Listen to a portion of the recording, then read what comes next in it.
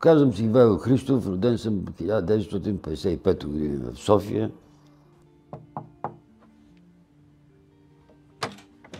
Може ли да разкажеш как беше работата с Андрей? Да, това беше интересно. В началото разчитах на някой да превежда, независимо кой. Дали ще е Вера, дали ще е някой друг. Но лека по лека, никога не съм учил френски, но лека по лека почнах да го разбирам без някой да ги превежда. И това е добър знак, че някакси езика не би трябвало да е пречка при комуникирането между хората.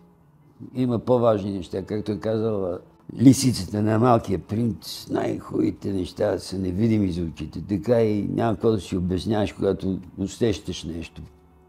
И това е по-важната връзка.